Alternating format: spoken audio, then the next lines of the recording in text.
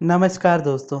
अगर आप law of attraction में सेल्फ लव की प्रैक्टिस करते हैं या फिर करना चाहते हैं, लेकिन बहुत कोशिश करने के बाद भी अगर आप सेल्फ लव से खुद को हील नहीं कर पा रहे या सेल्फ लव आपके लिए काम नहीं कर रहा, तो ऐसा क्यों है और कैसे इस चीज से बचे और सेल्फ लव की प्रैक्टिस में अपने आप को हील करते हुए उन सारी चीजों को मैनिफेस्ट करें जो हम हमारी लाइफ में चाहते हैं। और जब सेल्फ लव की बात आती है तो सेल्फ लव के साथ अलाइनमेंट की भी बात आती है, और अलाइनमेंट और सेल्फ लव में ज़्यादा डिफरेंस नहीं है, सिर्फ नाम का डिफरेंस है। तो इसे चाहे आप अलाइनमेंट बोलो चाहे आप सेल्फ लव बोलो, ये दोनों एक ही तरह के हैं। लेकिन सेल्फ लव में सबसे ज़्यादा कन्फ्यूजन इस बात पर होती है, और यही सबसे बड़ी प्रॉब्लम बनती है कि सेल्फ लव के नाम पर हम लोनलीनेस को अट्रैक्ट कर लेते हैं हमारी लाइफ में। यानी खुद से प्यार करने लगते हैं, लेकिन हमारी लाइफ में कोई नहीं बचता, फिर सब एक एक करके दूर होने लगते हैं और फिर हमें लगता है कि हम तो सेल्फ लव प्रैक्टिस कर रहे हैं, तो लोग हमसे दूर क्यों हो रहे हैं। जब अब्राहम हिक्स अलाइनमेंट की बात करती हैं तो वो ये कहती हैं कि अपने आप को हमेशा फर्स्ट प्रायोरिटी देना, और सेल्फ लव में भी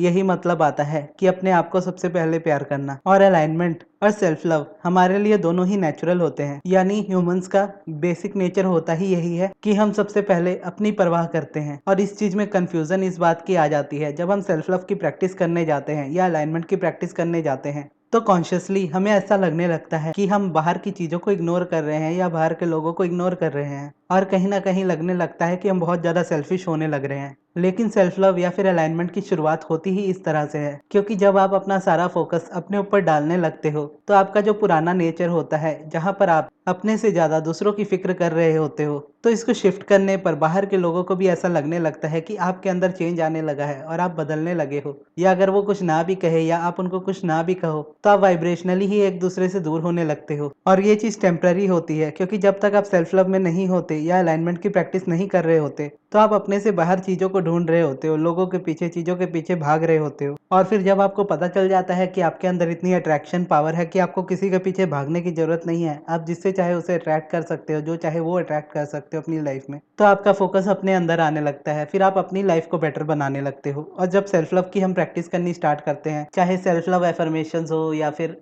मिरर टेक्निक हो या किसी भी तरह की कोई टेक्निक, जब हम सेल्फ लव के लिए यूज करते हैं, तो जो हमारा प्राइमरी फोकस होता है, यानी एक तरीके से सेल्फ लव का मतलब हम ये समझने लगते हैं कि अपनी स्किन का ध्यान रखना, अपनी हेल्थ का ध्यान रखना, अपनी बॉडी का ध्यान रखना। जबकि सेल्फ लव के ये छोटे छोटे पार्ट्स हैं, सेल्फ लव इससे कहीं बढ़कर होता है। और जब सेल्फ लव की हमें स्टार्टिंग करनी चाहिए, तो सबसे पहले हमारा फोकस इस बात पर होना चाहिए कि हमें क्रिटिसिज्म को पूरी तरह से हटाना है अपनी लाइफ में से, अपने लिए भी और दूसरों के लिए भी। भले ही आप शुरू में दूसरों के लिए ना हटा पाओ तो चलेगा, लेकिन सबसे पहले अपने लिए पूरी तरह से क्रिटिसिज्म को खत्म करना होता है। यानी किसी भी तरीके से खुद की बिल्कुल भी बुराई नहीं करना, खुद को पनिशमेंट नहीं देना। और पनिशमेंट एक तरफ से देखा जाए तो हमारी नेचुरल हैबिट बन जाती है धीरे धीरे, क्योंकि हम अपनी लाइफ में खुद को सबसे ज्यादा पनिश करते हैं। यानी अगर कोई स्पेसिफिक पर्सन आपकी लाइफ में है जिसको आप मैनिफेस्ट करना चाह रहे हो, और लाख कोशिश करने के बाद भी आप उस पर्सन को मैनिफेस्ट नहीं कर पा रहे हो, और आपको ये लग रहा है कि अगर आप टेक्निक्स नहीं करोगे तो आप उस पर्सन को नहीं मैनिफेस्ट कर पाओगे, और ऐसी सिचुएशन में आप बार बार टेक्निक्स को कर रहे हो, तो एक तरीके से आप खुद को पनिशमेंट दे रहे हो कि मानो जैसे आपने कोई गलती कर दी हो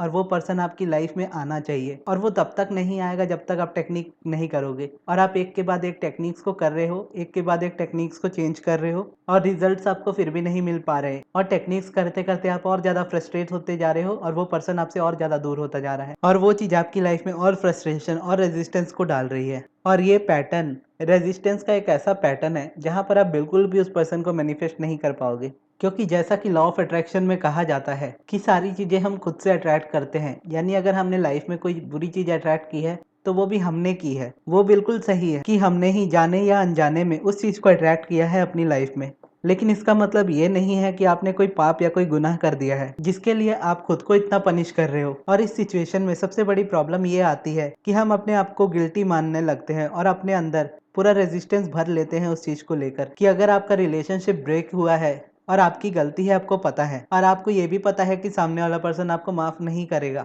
और आप इस डर से होपोनोपोनो प्रेयर या फिर किसी भी तरीके से सामने वाले पर्सन से माफी मांगना चाह रहे हो, क्योंकि आपको ये पता चला है कि ये आपकी गलती है, आपने वाइब्रेशनली इस चीज को अपनी लाइफ में अट्रैक्ट किया है। लेकिन आप इस बात को नहीं समझ पा रहे हो कि यूनिवर्स आपको कभी माफ़ नहीं करता है। अब ये एक स्टेटमेंट बहुत बड़ी स्टेटमेंट हो जाती है कहने को कि यूनिवर्स आपको माफ़ नहीं करता है, लेकिन इसका ये मतलब है कि यूनिवर्स आपको कभी सज़ा देता ही नहीं है। यूनिवर्स आपको कभी गलती में देखता ही नहीं है। यूनिवर्स आपकी गलती को कभी नहीं देखता है। आप अपनी गिल्ट का भार खुद अपने सर पर लेते हो, जबकि यूनिवर्स तो हमेशा आपको ब्लेसिंग ही देता है। यानी यूनिवर्स आपको सजा ही नहीं देता है तो वो आपको माफ़ कैसे कर सकता है। तो इसीलिए आपको कभी किसी को माफ़ी मांगने की या फिर माफ़ करने की ज़रूरत नहीं पड़ती है। वो जो गिल्ट हम अपने अंदर लेकर चलते हैं, उस चीज़ को रिलीज़ करने के लिए हमें होपोनोपोनो प्रेयर करनी पड़ती है। और अगर आपसे कोई गलती हो भी गई हो तो आप अपने मन ही मन उस बात को एक्सेप्ट कर लो कि हाँ, ये चीज़ मुझसे हो गई है। तो उस गिल्ट को भी आप उसी वक्त निकाल लोगे अपने माइंड से, क्योंकि यूनिवर्स ने आपको कोई सज़ा नहीं दी है। आप खुद को उस सज़ा में डाल रहे हो। आप खुद को सज़ा खुद दे रहे हो। अगर आपकी लाइफ में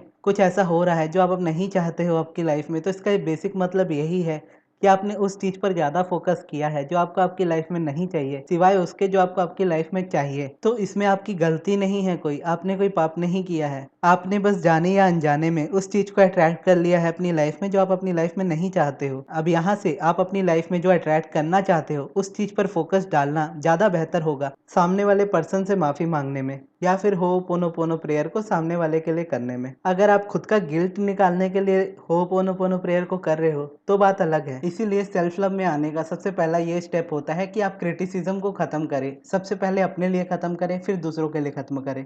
अपने लिए कभी भी बुरा ना बोले, खुद को पनिश ना करें, ना ही खुद कभी गिल्टी फील हो कि आपने कोई गलती की है। और जब आप ये चीज़ को खुद के लिए अपना लोगे तो आप देखोगे कि आप अपनी लाइफ में इस चीज़ को दूसरों के लिए भी अपनाने लगोगे।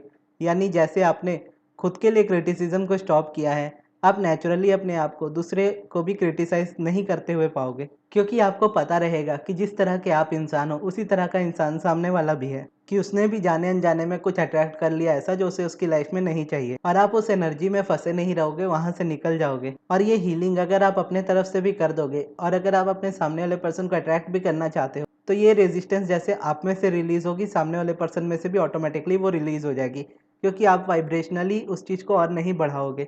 उस चीज़ को वहीं स्टॉप करके एक नई वाइब्रेशन को क्रिएट करोगे, तो वो सामने वाला पर्सन आपकी वाइब्रेशन को समझेगा और उस वाइब्रेशन के थ्रू अट्रैक्ट होकर वो आपकी लाइफ में आएगा।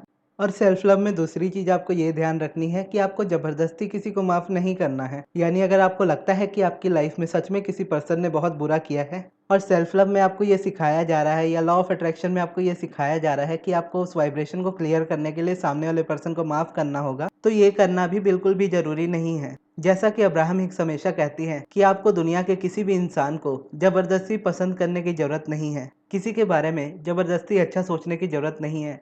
अगर आप किसी पर्सन को नहीं पसंद करते तो उसके बारे में ना अच्छा सोचिए ना बुरा सोचिए, यानी उसके बारे में कुछ मत सोचिए। और इसके लिए आपको अपने गुस्से का ही सहारा लेना पड़ेगा, क्योंकि जब आप ये बोलना चाहोगे कि मुझे उसके बारे में नहीं सोचना, तो आपके माइंड में वही पर्सन बार बार आएगा और वही चीज़ें आपके माइंड में बार बार आएंगी जो आपके साथ हुई, और उस वक्त आपको ना चाहते हुए भी गुस्सा आएगा और आपको चिढ़ होगी। तो आपको खुद को उस वक्त ये नहीं कहना है कि मुझे इस वाइब्रेशन में से निकलने के लिए सामने वाले पर्सन को माफ़ कर देना चाहिए। आपको उस वक्त गुस्सा करना चाहिए, क्योंकि गुस्सा करते रहना नहीं है, गुस्सा करना है और गुस्से से बाहर आ जाना है।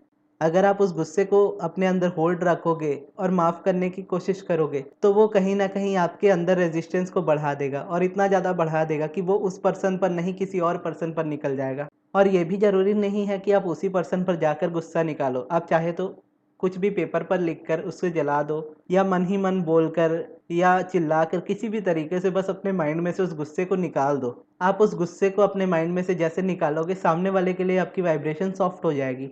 यानी आपको इस वक्त सामने वाले के बारे में सोचकर जितना बुरा लग रहा है, अपना गुस्सा निकालने के बाद आप उससे कहीं ज़्यादा बेटर फील करने लगोगे। और यही अलाइनमेंट के स्टेप होते हैं कि आप जितनी भी नेगेटिविटी में हो उस नेगेटिविटी को कम करने की कोशिश करो। आप धीरे धीरे पॉजिटिविटी की तरफ खुद बढ़ते जाओगे। यानी आपको पॉजिटिविटी में जंप नहीं लगाना पड़ता कि आप नेगेटिविटी में बहुत ज़्यादा हो तो आप एक दिन में सारी चीज़ें पॉजिटिव सोचने लगो। आप नेगेटिव सोचते हो तो कम नेगेटिव सोचो। अपनी वाइब्रेशन को धीरे धीरे करके रिलीज करना स्टार्ट करो, यानी अपनी रेजिस्टेंस को धीरे धीरे करके रिलीज करोगे तो आप उसको लॉन्ग टर्म तक लेकर जाओगे। अगर आप डायरेक्ट जंप लगाने की कोशिश करोगे, आप एक दो दिन अच्छा फील करोगे, फिर बहुत बुरा फील करोगे। और एक सबसे इंपॉर्टेंट चीज़ जो आपको करनी है, और मैं मेरी लाइफ में उसे बहुत अच्छे से अपनाता हूँ, वो है किसी को जज नहीं करना।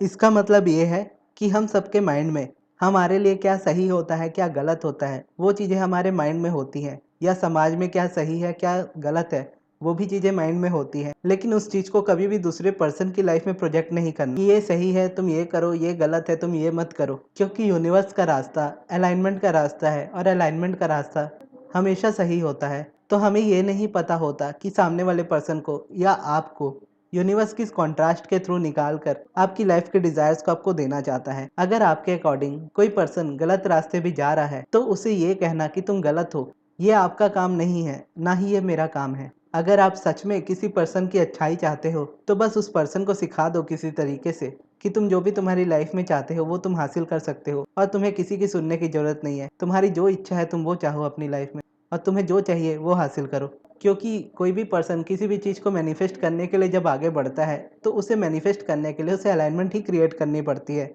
और जब वो अलाइनमेंट क्रिएट कर लेता है तो वो दुनिया में किसी भी पर्सन के साथ गलत नहीं करेगा और स्टिल उसकी लाइफ में वो सारी चीज़ें होंगी जो उसे चाहिए। और वही चीज़ हमें अपनी लाइफ में फॉलो करनी है कि हमें जो चाहिए हमें उसे मैनिफेस्ट करना चाहिए। हमें किसी और के डिसीजंस नहीं लेने चाहिए लाइफ में, ना ही अपने डिसीजंस के लिए किसी और से पूछना चाहिए। क्योंकि हम सबके पास इनर गाइडेंस है, हम सबके पास यूनिवर्स है, हम सब यूनिवर्स से कनेक्ट होते हैं और हम सब यूनिवर्स से आंसर्स ले सकते हैं। अगर आपको किसी से पूछना ही है तो आप ये पूछ सकते हो कि मैं इस चीज़ को कैसे करूं, लेकिन ये कभी नहीं पूछना चाहिए कि क्या मैं ये करूं या नहीं करूं। ये पूरी तरह से डिसीजन आपका होना चाहिए। तो ये जो वीडियो में मैंने आपको जो भी बताया है ये पूरी तरह से अब्राहम हिक्स के पर्सपेक्टिव से है। और हो सकता है आपको ये वीडियो एक बार में उतनी समझ ना आए, लेकिन आप जितनी बार इस वीडियो को देखोगे उतनी बार आपको इसमें से कुछ नया मिलेगा। इसलिए आप इस वीडियो को मल्टीपल टाइम्स देखिएगा। आपको जितनी बार देखनी हो इस वीडियो को आप उतनी बार इस वीडियो को देखिएगा ताकि इसकी टीचिंग्स आप इजीली समझ पाओ। और देखा जाए तो इसके लिए टेक्निक्स की भी ज़रूरत नहीं है। एक चीज़ बस आप अपनी लाइफ में फॉलो कर सकते हो, वो है मेडिटेशन।